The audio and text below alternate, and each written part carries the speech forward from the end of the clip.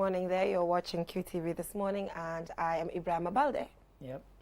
You are Ibrahim Abalde? And you are? You are Jennifer Sonko. Wow, that really scared me. I was like, I wow, am Ibrahim Abalde. What's happening? I'm sitting here today on behalf of Ibrahim Abalde because it's You've been your Jennifer chair for the Sonko. past I mean, 3 weeks. You've been away for a very long time. For the past 3 weeks. And let's say hello to our brother, CD of Kachadula. We're saying hello to you, brother. I mean, yeah, so I mean, so you guys, Mr. Ade, you. honestly, I miss this vibe. Or like I whatever the case, I know I needed a break and some rest, but honestly, I miss this vibe, the two of you. How has life been? It's getting worse. It's getting worse? You people are still not getting along? We're getting along famously, and people now think we're brothers. Really? Yeah, we're getting on very, very well. No way. Yeah. Beautiful. There's no way you can be my yesterday, brother. I even thanked him for inventing a new word. He's still inventing new words? I'm getting aggressive every day. Oh my God, I've missed. So I just need to catch up on everything. It is getting ferocious. And this one is going to go into the lexicon. Yes. And it is blessful. Blessful. He was looking forward to a blessful 2024. And I actually think it's a beautiful word. It's a beautiful word. Never heard it. Absolutely. I'm even crying because well, most of these words are just, I mean, you know, they are all, I mean, from people. Yeah. I mean, someone said something and it makes sense and they put it in the lexicon. You never know. It might be a thing. It might be part of it. For years. Well, let's start with the QTV news. I mean, let's start with blessful. Blessful, yeah. And the editor is here and he approves it. He thinks it's a beautiful word. So whatever the case, it might just come in handy at the end of the day. So what have you been up to, Jennifer? Yeah, that has kept you away for 3 weeks. Yeah, I've been away for 3 weeks and just up to different things. School is there. I also went for a trek to Nyomi as well as Kudang to record youth dialogue. Okay. And, you know, I have this story focusing on the tourist season, which I'm working on. Okay, good. And, you know, because rural tourism for me is not something that is really being exploited. Right. And then, for example, a community like Albreda, you know, we all understand the slave trade. James Island is not far. Anyway, I do not want to reveal some of the things that will be in the Tell story. them to watch the news. So make sure, to watch and the youth dialogue. Yes, because all these things will be featured there. But, gentlemen, we have sad news as the head of NACA, it actually passed away. Dr. Jibriel Jao passed away. And, you know, his picture is right there. And then when I checked on Facebook and I saw, you know, the reactions from people, I was like, this was a good man. Everybody's talking about how humble he was, how hardworking and innovative. And just to say, just last week, he had this interview where NACA came up with this initiative where they're trying to stop certain training institutions that are not, you know, I think they stopped 7 of them. They stopped 7 of them, yeah. which is really good because at the end of the day, these training institutions exist and then they're not giving young people the needful when it comes to skill. So just that happened and then this happened. So I'm like, this is a person who's trying to make the, you know, Tibet sector better. Yeah, sure. And, well, there is a message from GCCI. Right. You know, in connection with that. Yeah. Our thoughts are with friends and family of the late Dr. Jibriel Jao, the CEO of NACA. Dr. Jao was very humble and dedicated towards impacting his organization and business community. May Allah subhanahu wa ta'ala have mercy on his soul and grant him Jannah. Amen. That's from GCCI. Yeah. And during his tenure, we've also seen an expansion of Tibet during his time because, you know, you can see a lot of training institutions now. And even though there are a lot of training institutions now, there's still that control that he was trying to bring in at the same time. So I know NACA really lost someone very important, and then we are sending them, you know, our condolences, and I'm sure it will be difficult to fill in, you know, that space. Well, yes, it's good that Jennifer mentioned that point. I mean, it may be difficult to fill in his shoes. I mean, sometimes certain institutions needs to be you know, controlled in certain way to see whether they've met that criteria to be able to operate as an institution. But I hope the trend is going to continue in monitoring this institution. Yeah, it's a valid point because I think one of the things that has hampered Africa, not just the Gambia, but Africa, is that we don't build what they call institutional memory. Right. Somebody leaves and they take everything with them. What we hope that he has built within the structure of NACA, Yeah. a situation where somebody can step into his shoes Hopefully. and carry on Yeah. the good work Yeah, that he's you done. know, when people die most of the time, Condolences I to know the it's family. sad and all of that, but you know, it's also a moment to celebrate, Sure. you know, their achievements, which we're all aware of. So he's done his part. You know, he should rest well. Now it depends on NACA to take on from where he stopped to ensure that, you know, Tibet continues to improve Sure. as it improved when he was alive and handling that particular position. Sure. I mean, just very quickly for me, I think, yes, NACA has lost somebody who was inspirational, but I think more importantly, the family has lost someone. Yeah. So for me, my thoughts with the family Yeah. at this time, and my condolences to them, Yeah. because they will feel it more than Even the anybody. institution. Yeah. Sure. Yeah. So we're sending some love to the Sure. family. So moving on, Ibrahima, we'll just head right on to the proverb before we get into current affairs. Around a flowering tree, one finds many insects. Around a flowering tree, one finds many insects. This is referring to you when you were a young man. You and your friends would see a beautiful woman and you would all be rushing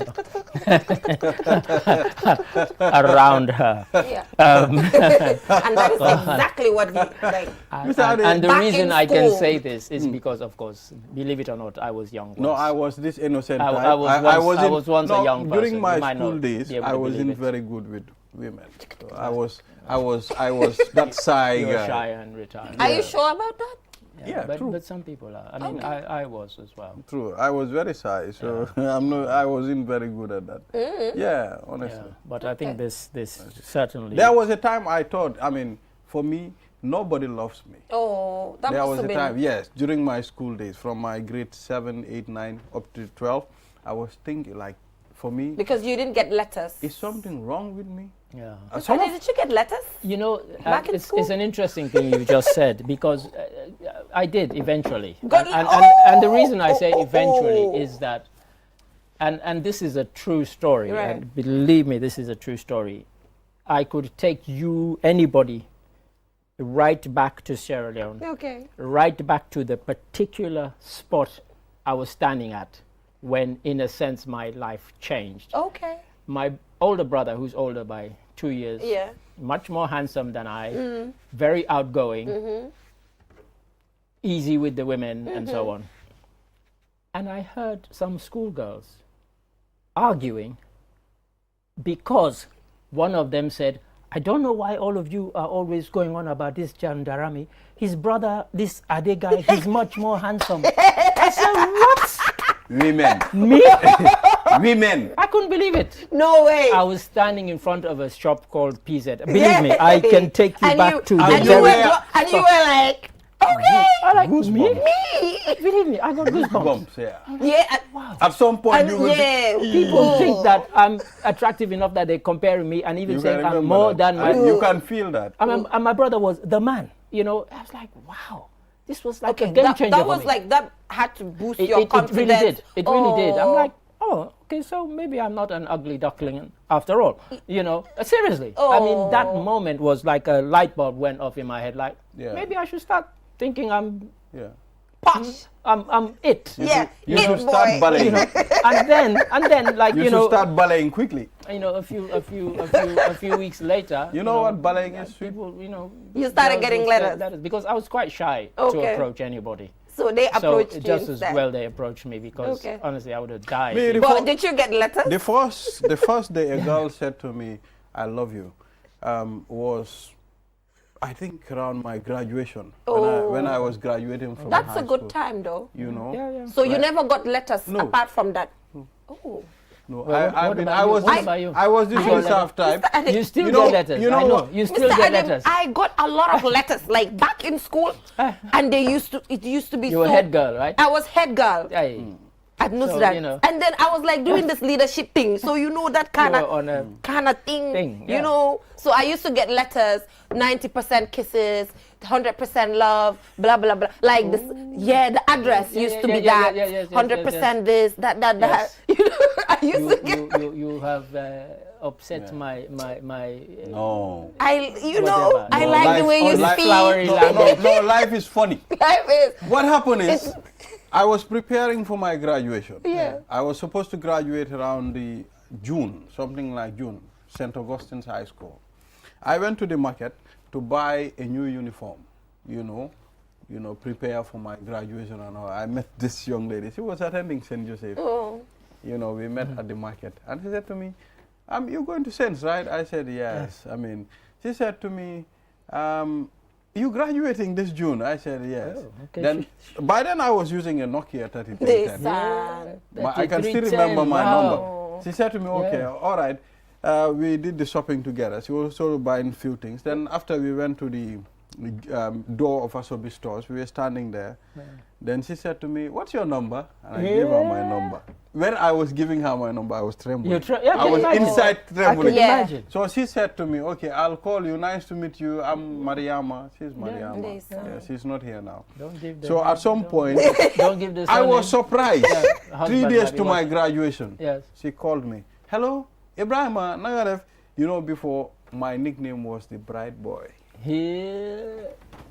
Okay. We'll find out what That that was about my later. Find nickname, out. the But- Bright Boy. That was my school But nickname. anyway. So she Shy called but, me. shy but bright. She called me. Hello, I'll be attending your graduation. I'll come see you. Ooh. And that's it. Yeah, she came. Don't go any She further. attended my graduation. That, no, That's Mr. I think enough is enough. It's not enough. Enough is enough. We understand. Attended my graduation. And that's it. Wow. End of story. Oh, end of story. Moving on. Mr. Ade, the proverb as well, you know, Yeah. apart from, you know, going to insects school, around the insects and tree. love lives, Yeah. I think it also just has to do with individuals when you're, you know, at a time of your life where maybe you're successful or you're doing well, people want to be around you. I was going to come to that. Yes. but Yes. Yeah, people are going to want to be around you. And Yes. then later, if you're not that flowering tree anymore, people are not going to want to be around you. It's, for example, like politics, for example. The president is going to have a lot of people, a lot of insects Listen. around him or her. You don't even need to go to a president. Yes. When I was a DJ, Yes. anybody who is a DJ, and if this doesn't resonate with Wiki, you, wiki, wiki, you're a wiki, liar. wiki, wiki. You are a liar. DJ Ade. Okay. DJ Ade. When I don't know what it is about DJs, women think that DJs are sexy. At top. You know. we know the deal. And for me, Yeah, that is and what for it me, is. For me, I never fell for the vanity Okay. because I always used to rationalize it like, okay, this person, they probably saw me in Brixton Market last week. They didn't come up to me and give me their phone number. But now I'm at a party or a club. They DJing, want to They come and they associate. wrap a piece of Yeah, paper and they it's slip. I'm like, just, yeah. I'm the same guy. You're the same person. You didn't stop me in the street Yeah, and yeah, give me your number. yeah. That had never happened. No, to but me. I That's mean, the Mr. thing. Ade, When When you're you're DJing, there, they're around you. no, let So- us. I think so- it applies to footballers as well. Yeah, anybody who's in the public Footballers, eye, if you're in or the public certain- eye, even Ibrahim, I know even with us, for example, I've talked about this before, that preferably I would want to marry someone that maybe I knew a long time ago before even getting into the media. Because then when you're already in the public eye, like you mentioned, the motives are different. And sometimes you suspect people's motives You for why they want to suspect, come you know, close to and you. sometimes you can even have it wrong. Somebody Yeah, can yeah. even come right now, but I'm like, oh, because I'm in the media. Yeah. You can't actually differentiate the Yes. good from the bad. Yes, it's So true. it's a really very, very tough situation where when you're in the public eye or you're successful with money, like he mentioned, footballers, now everybody wants to be a pro's wife. Yeah. You know, it's a very tough I situation. can remember when Pap Buba Job was playing for Fulham, Yeah. and I went to a party in South London, and he was there. You couldn't even get near the guy. The women. They're all over. All Okay, these Mr. women Ade, surrounded now him. I'm getting offended. But The men do that's the the same. reality. So it's like we don't waste our energy throwing stones at a mango without fruits. It's very sad. This is true. It's very sad. But then Obama, for example, look at Obama and Michelle's relationship. You know, how did it start? At the time it was starting in their bedroom and a parlor. Yeah, The pictures are all over the place with their children. Yeah. At a time, Obama was not Obama. Yeah. You know, they, like Michelle contributed to making Obama. Yeah. You know, so But that we doesn't- want. that doesn't and the prevent same- Obama and the same with- from, I mean, getting that attention. No. Yeah, but Obama knows. Obama then also knows. The same with Bill Clinton and Hillary when they started. Yeah, He it was wasn't- just They nothing. were just they were just two lawyers. Yeah. Who were both, you know, young lawyers. So they those are hadn't the made success their way. stories. So yeah, but it happens. It It happens. happens. Yeah, those are the success stories at the end of the day. But yeah, Well, Yeah, real- so- it's a good real proverb. men, It is. Real men don't forget. Real Where men they don't. started. Yeah. Go on. Anyway, that's a conversation for another day, That's a because whole I just nother- wanted to say something, but Yeah. I'm sure we're going to be here for the next 1 hour. Yeah. So we just, and he knows what I mean. But we're just gonna go for a short break, and when we come back, we'll head right on to current affairs. Don't go anywhere. Real men don't forget. You were saying that? The art of juggling is a true spectacle of agility, coordination, and speed. A symbol of progression, precision, and mastery.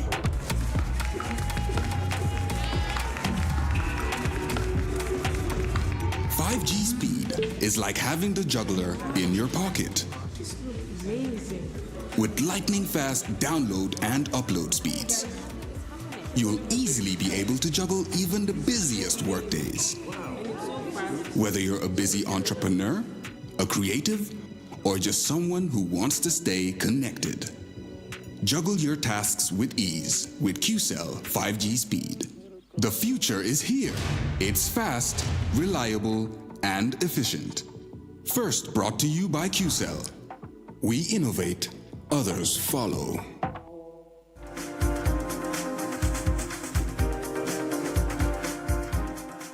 Welcome back from that short break. If you're just tuning in, you're watching QTV this morning, and I am Jana Bosonko. Here, I am Ibrahim Aballe instead, and he's Jana Bosonko, like we introduced it. And thank sorry, you so before much, I Mr. forget, Adem. Yes. because you know I'm an elderly fellow. Yeah. I think we should remind people that today is World Diabetes Day. Right. And so, please, if you suspect that you may be diabetic, please go and get tested. Yeah. If there's somewhere near you where you can get tested.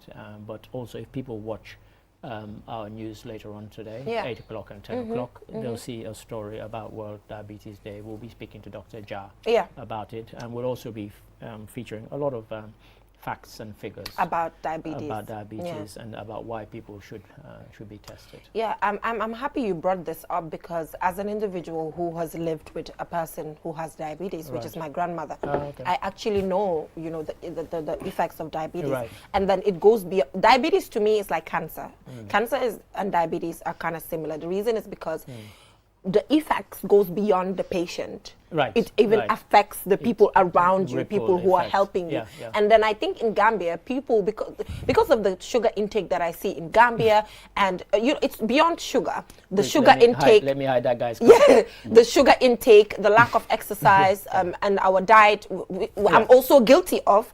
We do not pay attention to these, and then with diabetes, you can lose parts of your body. You know, we have to remind people you get can lose amputations. people get amputated, and amputation is one of the most difficult things that you can think of. And diabetes is also the quickest disease to also affect your eyes. You know, you lose it, you go blind. So I think as Gambians, I don't see that attitude of the exercise, watching sugar intake, and generally watching our diet.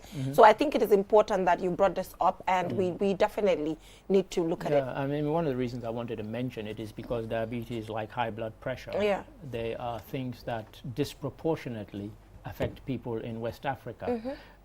They've tried to isolate, is it genetic, or is it our diet, or is it a combination of both? But if you look at the facts and the figures, worldwide, people in West Africa have higher incidences of both diabetes and high blood pressure than almost anywhere else. And nobody's been able to kind of It's sad. Either is it genetic, or is it diet? And you know, it can be genetic, because sometimes when your mom and your dad has it, so it's genetic as well. Yes, because normally you're advised. For example, my mom has diabetes, my dad has diabetes. So for me to have diabetes is very, very likely. So then you have to start working on the preventive measures from now. So it can be very genetic from far. Sure, you sure, know, sure. from generations. So I please think watch our news tonight, Yes. and you'll see a very informative news story. Well, I by mean, Lolly and I've Kamara. realized something. I mean, the number of cases of diabetes recently, it's really alarming. it is. You know, when you look at it, for those of us who were here, I'm always blown away. Everywhere you go, you hear somebody say, Yeah. "Oh, I my, have my high diabetes, blood. I have recently high blood pressure, I have spoke to one diabetes." of my friends. He said to me, "My dad is at hospital. He's diabetic. You know, and it's really alarming. I wonder what happened. What is the behavior that people like then, the type of attitude they use when it comes to food. I mean, the types of foods we eat and the way we control our sugar. You mean It as wasn't to, very. as, you It mean wasn't. as to why It wasn't now? very common in the Well, 90s. It's always been a problem if you look at the statistics. It's been there. Since they started collecting statistics. It's always been a problem in our region Yeah, of the world. it's been there.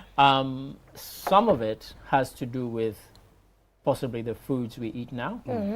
We eat a lot less natural. We eat a lot of processed food. Carbonated. You go to supermarkets and you buy stuff that's in a tin and da da da da da. So some of that might be a contributory Right, factor. You're not eating a lot of organic Healthy. or natural foods. You're eating a lot of processed foods. People who tend to stick to natural or organic tend to get less incidences of these Yeah, things. and I So think it's beyond there the there are food. many factors. Yeah, okay. The food, sometimes, you know, people will tell you, eat whatever you want but exercise. Eat whatever you want to eat but exercise. If you eat whatever and then you exercise, obviously you're going to, you know, you're active. It helps. It helps, but if you don't, it's just another thing. But Ibrahim, I'm not sure if you have the news there. I have one here, and very interesting headline. It says, new bill seeks to allow protests without police permit. Yeah, it's an interesting one. Yes. That this should come up, because if people have been observing world news over the weekend in England, they are saying that it's one of the biggest protest marches ever. Initially they said it was 300,000. By the end of the day they said it was 800,000 people that marched in support of Palestine and Palestinian rights.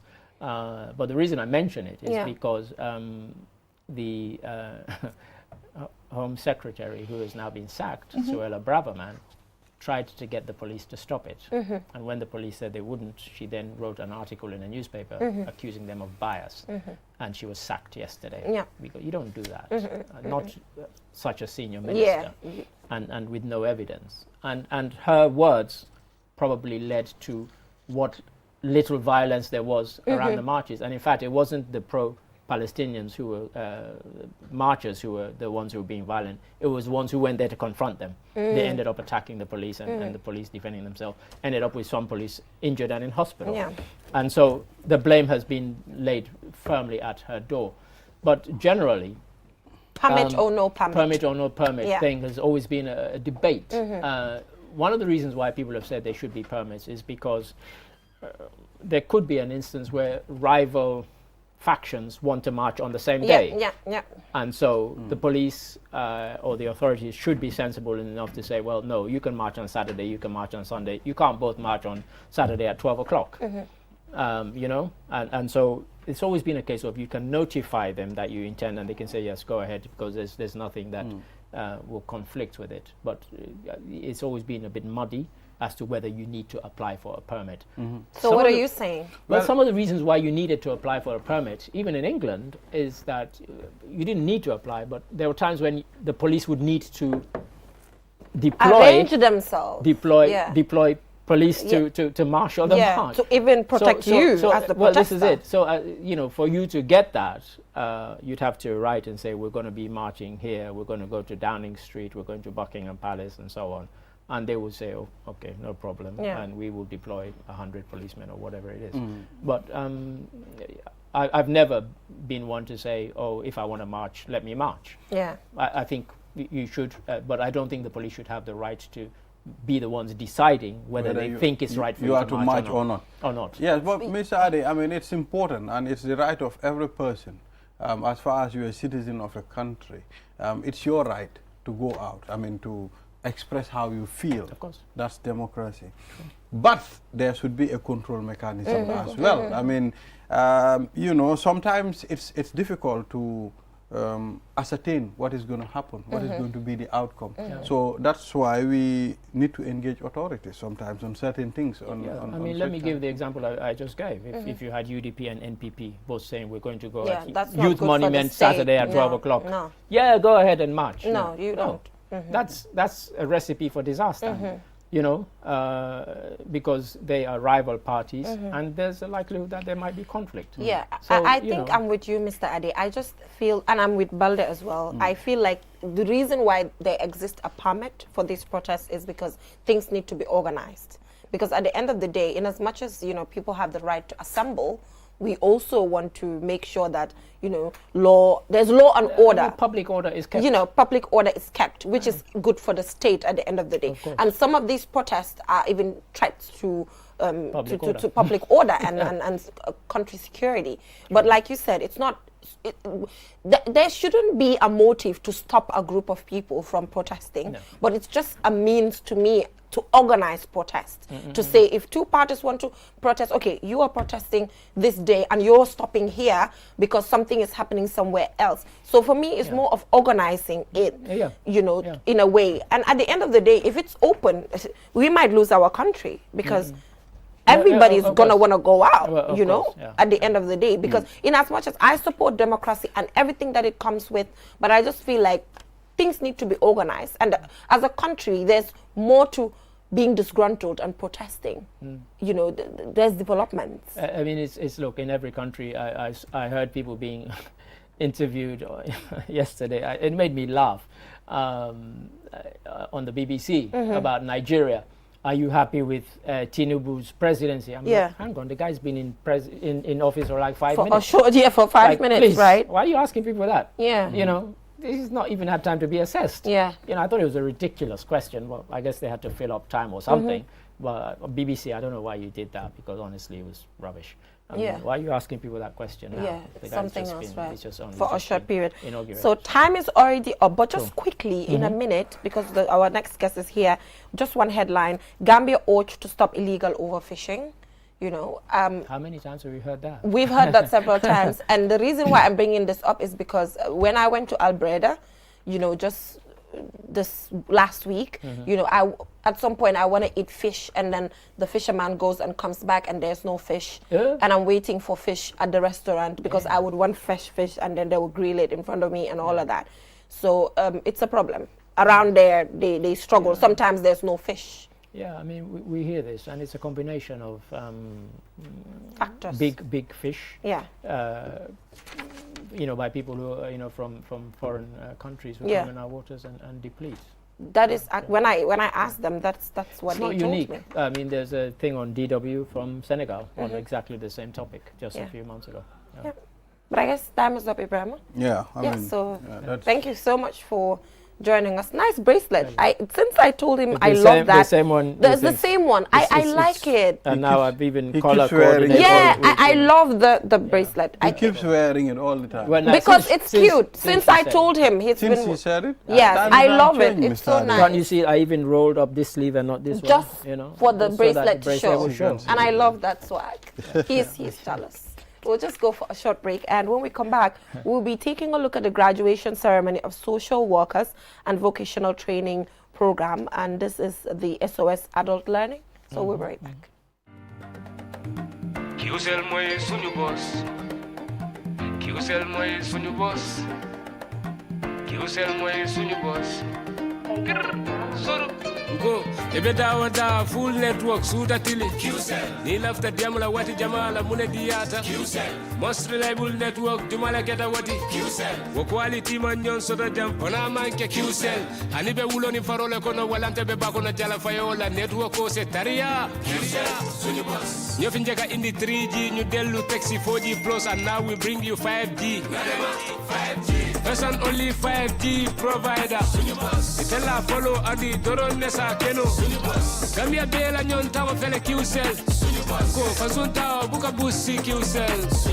Itella molti milka kukutol nati Gambia QCell meta lori la kiliano yele imanyina amanda wala itella ka quality dila dadi ma itelle silo wala wodol mume be kenoma. QCell sunyu boss QCell sunyu boss QCell sunyu boss QCell sunyu boss. Connection of bambandi QCell sunyu boss. QCell most innovative QCell sunyu boss.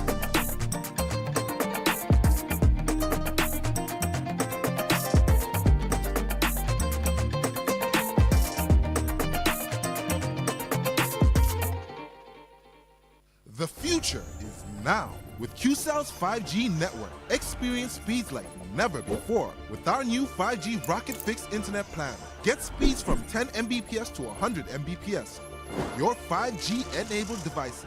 Walk into QCell headquarters to get one of our 5G routers and experience the true feeling of 5G. Only with QCell.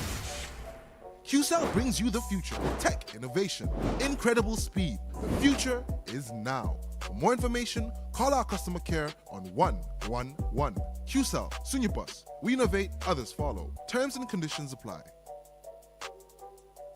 QCell brings you the future with our ultimate bundles. Enjoy the best voice and data bundle plans in one package. Get unlimited data packages with flexible validity and enjoy what true internet feels like. Get 30 minutes of on-net and off-net calls with 5 gigabytes of data for just $350. Or get bigger bundle packages from 10 gigabytes to 20 gigabytes with over 100 on-net and off-net voice calls and enjoy the fastest internet speed in the Gambia. You can also buy 1-day, 3-day or even 7-day packages and enjoy unlimited data bundles with uncapped speeds. Just dial *343# today and experience the limitless capabilities of the QCell network. *343# should be your favorite code to dial now. For more information, call our customer care on 111. QCell. We innovate, others follow. Step into the Espas Motors showroom for your luxurious name brand vehicle. Located along the Bertil Harding Highway, Espas Motors is the Gambia's authorized dealer for Chery, Kia, Ford, and now we bring you the new Peugeot model 3008 SUV.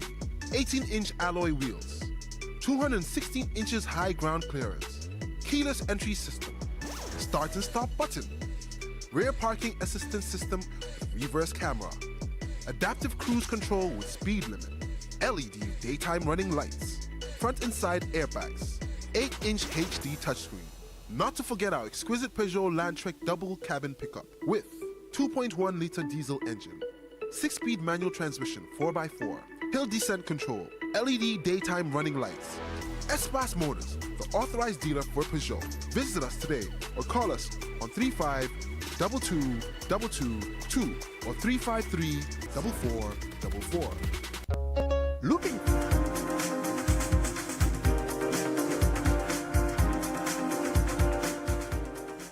Welcome back from that short break. If you're just tuning in, you're watching QTV this morning. Ibrahim, like I said before we went for the break, we're now taking a look at a graduation ceremony of social work and vocational training programs. And we actually started the program by talking about TVET-related matters. So it's good that we're having this instant connection. And we're joined by Mrs. Aissatou Balde as well as Mrs. Ilan. Thank you so much for joining us on the program. And I saw SOS Adult Learning.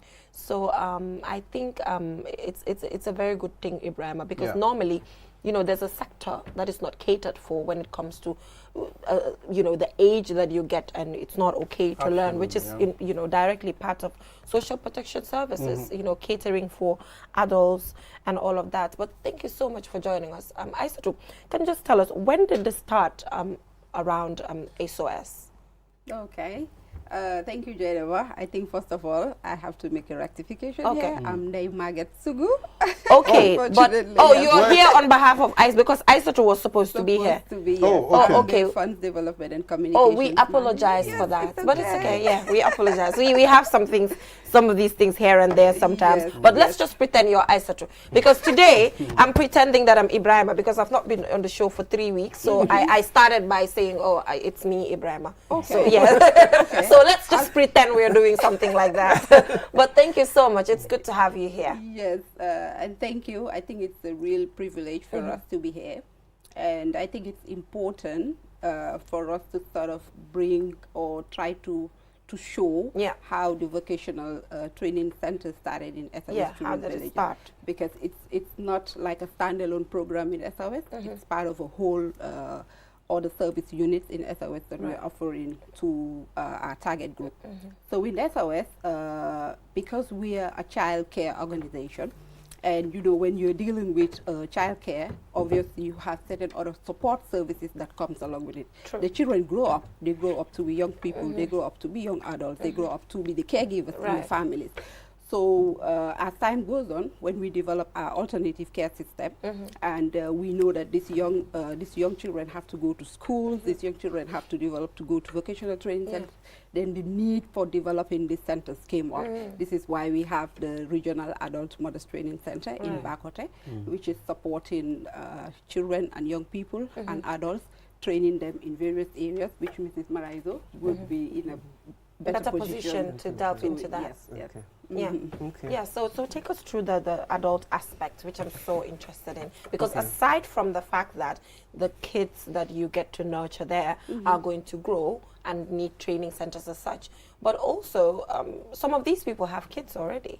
You know, they have children, and then sometimes if you're looking after children, it's important that you empower their mothers, for example, just so that, you know, they are okay, because they're the caregivers as well, indirectly, in a way. So I'm happy that this particular component does exist. Yeah. Thank you very much. As Ndai said, we are very happy to be here and really to share what we do. It's called the Regional Mothers and Adult Training Center. Came as a need to support our care professionals, that's our caregivers, those who take care of our children and our SOS children facilities. We got the name regional because we were supporting not only the Gambia, we are supporting Sierra Leone, Guinea-Bissau, Guinea-Conakry, Cape Verde, and Liberia. And that's where we have the regional aspect. So all these SOS parents will come to the Gambia for their care training.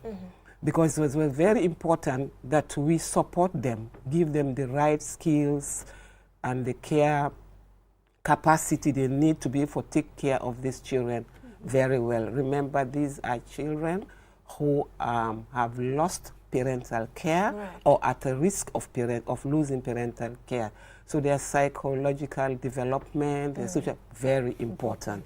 So that's why we have this very important center.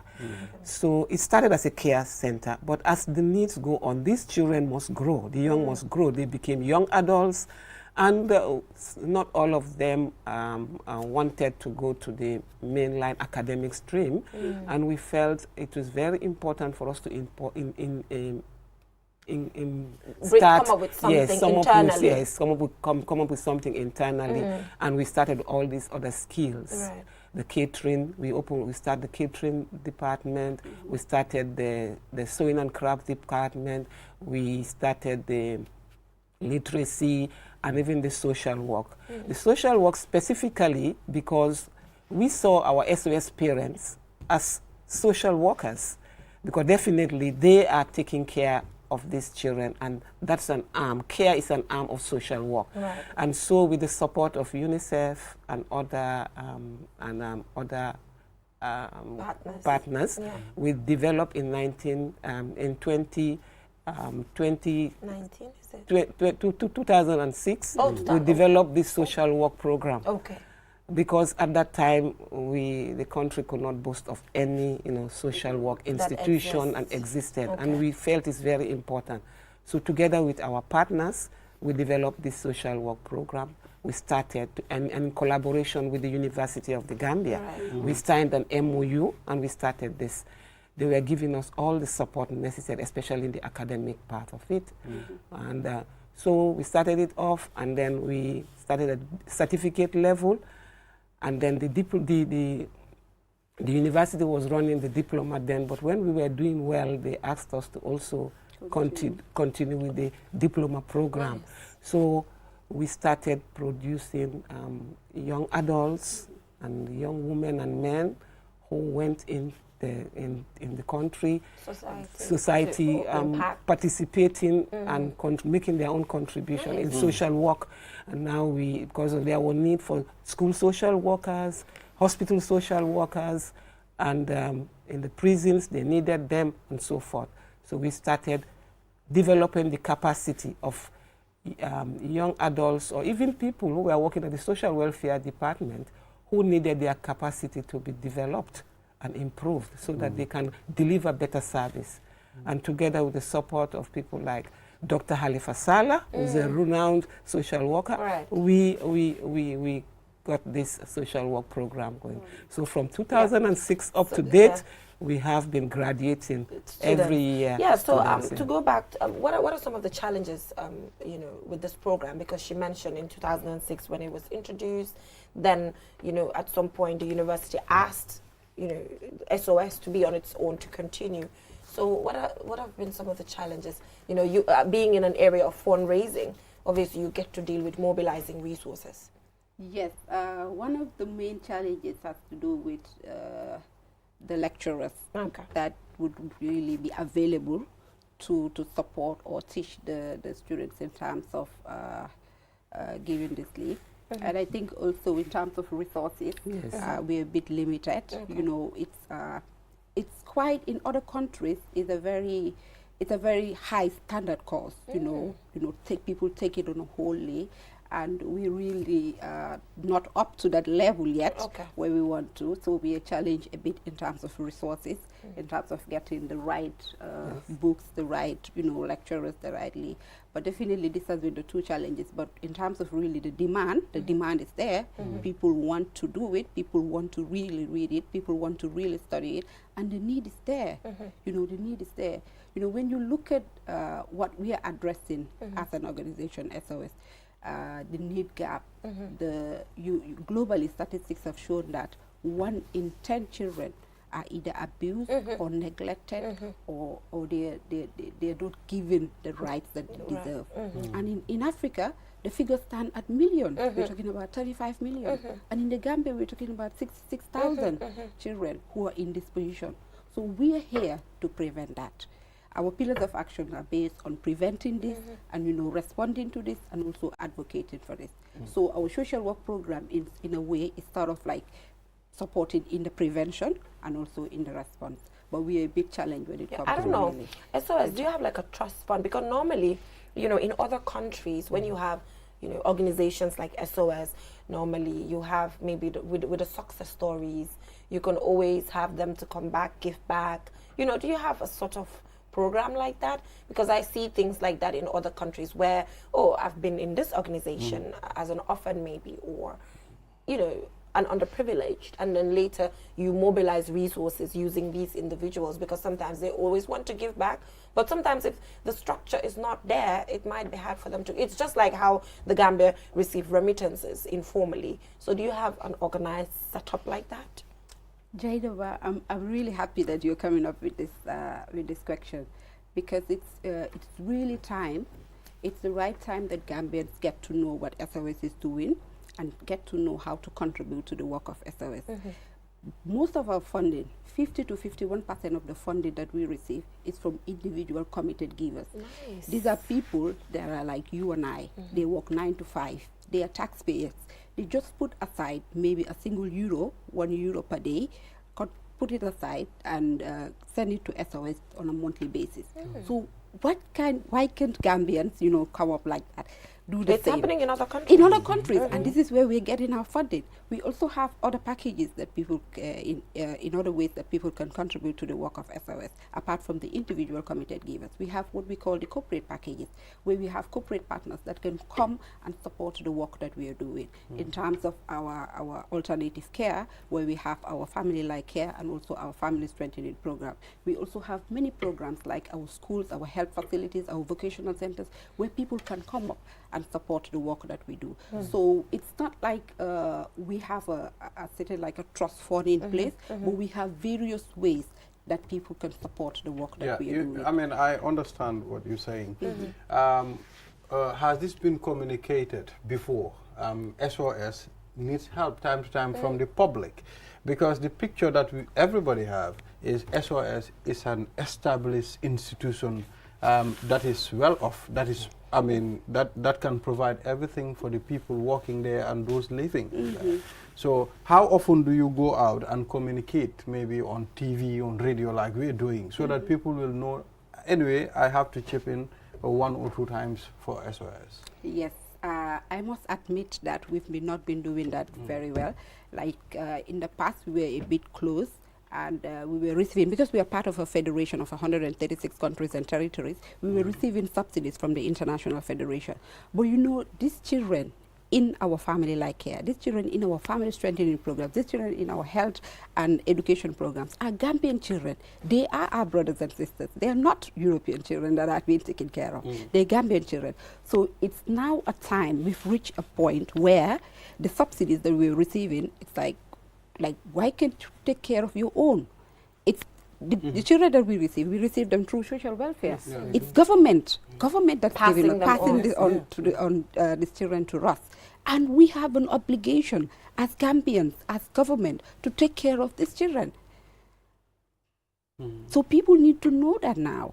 And unfortunately, like you said, this perception of us being a welfare organization, it's really, there's some sort of, you're put in a bracket. Exactly. So, I mean, so we're trying to break that organization. You know, those kinds of exactly. things. So, I mean, that's how people think. But we're trying to break that. This is what we're trying to break very hard. Because it's not, the thing is, we emphasize on standard. We emphasize on quality.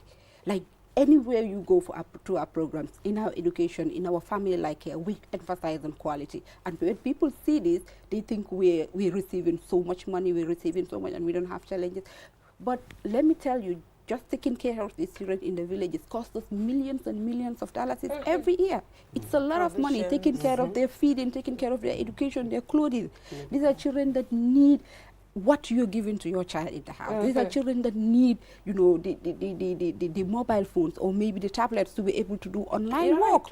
You know, so we want to give them the best, even though they're vulnerable, even though they've lost parental care or they're at the risk of losing it. So people need to step up and, you know, support us in it. She talked about quality, which is very important. Yes. How are you now managing quality? Already she talked about the challenges include getting the textbooks, getting the required lecturers, but then she's still also stressing the fact that at SOS you push for quality. So how are you doing it now with the, you know, lack of all the things that she talked about? Yes, as I said earlier on, we try to create a resource center. And we try to get some of our colleagues and friends, both in and outside the diaspora, to donate knowledge, like books, like anything that they have, just to help. And as I said, we've been on since 2006. You can imagine some of our graduates now, they are manning very high position. Are they coming back to teach them, there? yes, they are coming back to teach. And we are telling them, now you started off, we helped you to start off with a certificate program, a diploma program. You've gone now to do your first degree, your master's. Please, wherever you are, can you donate your books? And they're happy to do that. They're happy to open up libraries and so forth and give us all the contacts. And sometimes when lecturers come in, they are happy to just come in and just support and go there. And as I said, the University of the Gambia also have not left us. They're allowing us to use, they're allowing some of their lecturers to also support us. Some of the lecturers we have there, and we know we're just giving them like a stipend. But if they wanted to charge, it would have been a lot. So that's a great support that they are already giving us.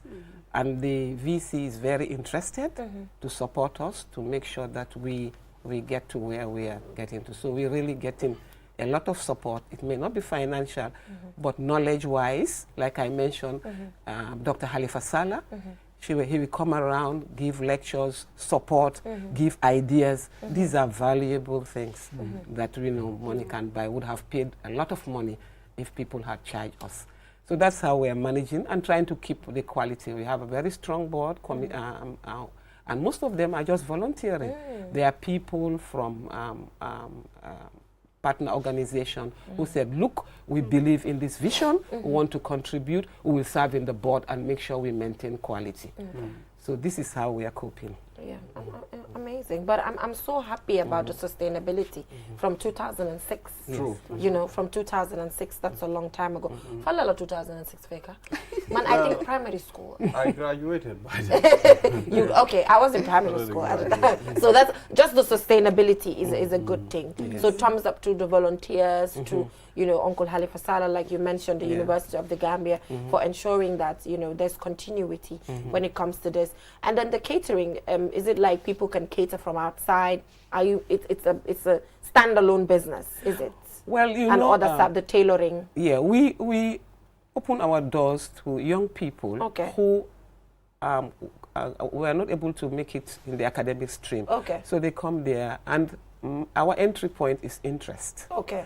So we say, once you are interested, you are welcome. Yeah, but is so it they like... come in and we teach them. They go through a course, a whole course in catering. Right. And after that, they find employment. Okay, they find their employment on their own. No, we support them. Okay, by so making sure. Is there like a catering service at SOS where... Yeah, that's what I want to bring up. Okay, yes. Okay, and a tailoring internally. Exactly. Where it's a business. Yes. Okay, I like that. Yes, we do. For sustainability. Exactly. I like that. Yes, for instance, we make sure that all the workshops we run is catered by these young people. Like that. And it helps to build their confidence. Sure. So while they are in training, they are already catering. Yeah, even the and school uniforms, the SOS. Yes, we do you do the school uniform. We do I love this. I love the internal. Yes, wow, we do the I internal love this. support. Yeah. We do the internal support. Nice. We make sure that the money is circulated within.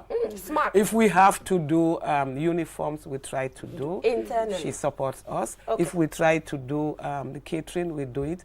Any craft, anything so that we need to do. I think now you need to do a publicity. Exactly. SOS something. Exactly. You know, come up with a good marketing strategy. Communication. You know, communication. I mean, SOS patronize catering. You know, before we cater, people cater outside. They would come love to because in they fact, know I think the it money. will be ideal to go and support SOS. Exactly, because the money is staying. So I think publicity, fundraising, I think publicity is part of it. Yes. So I think you have to boost that. Yes. And the thing is, it's a social business. Yeah. We're not doing it for the profit. Right. We're giving it back to the vulnerable people.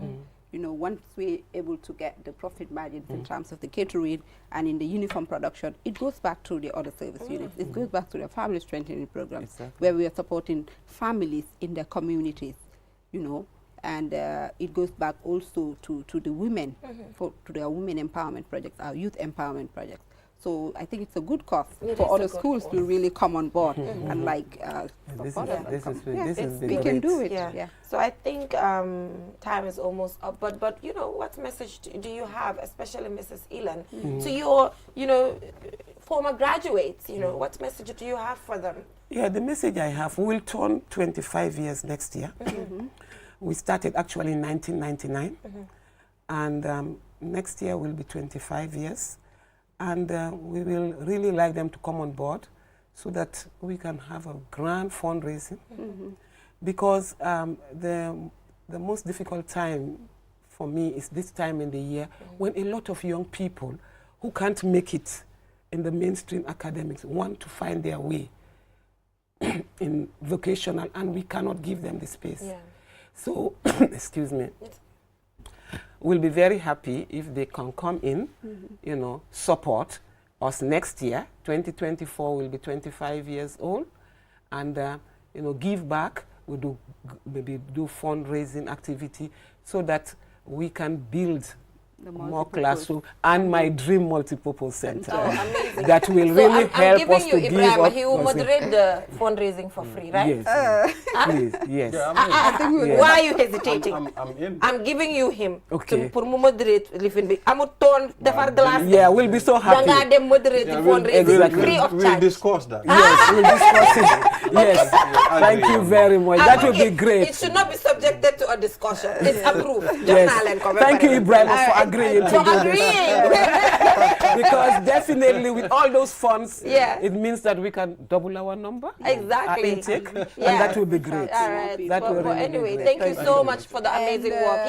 Yes. Jainaba, I just want to say from my own part, we would be having a fundraising gala this December, and it's a time when every Gambian can successfully boost and say, I've contributed to the work of SOS. Exactly. You know, the impact, the contribution that every Gambian does and gives to SOS goes a long way.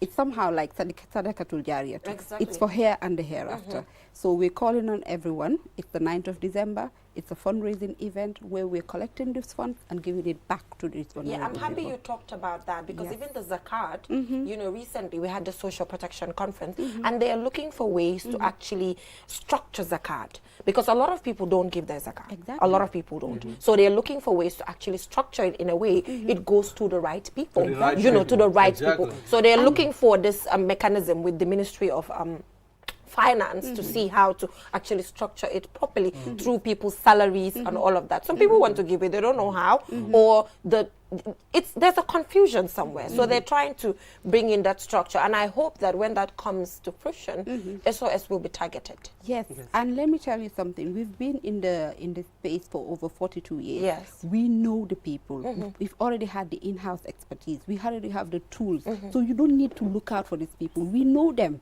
Give us this money and we support them in a very dignified way. You don't need to like have them begging out in the streets. We have our modalities, our approaches And of it will go reaching through out the to right these people. channel. So we're So calling on December, everyone. can we know silly bigalabi? Can ban artist la? Yes, we are having our Gambia. Okay. She would be on board, Okay. Nyanchotu. Okay. And our brand ambassador, Barhama, will also be kon in moderator bang. Yes. Kon yow yaay MC bi. Waaye wax day jeex. Wax bi jeex na kon MC bangok na. Jox naa leen ko. Communicate leen ak moom. Waaw jël leen. Dafa jeex jël nañ la SOS dama def sa contribution. Mu jeex tax mu neex. Waaw loolu rek la mu jeex. But thank you so much for joining us, and good luck with your activities, projects, as well as the gala dinner. So that is all we have time for, Ibrahim. So till we come your way tomorrow, thank you so much for joining us. Bye for now.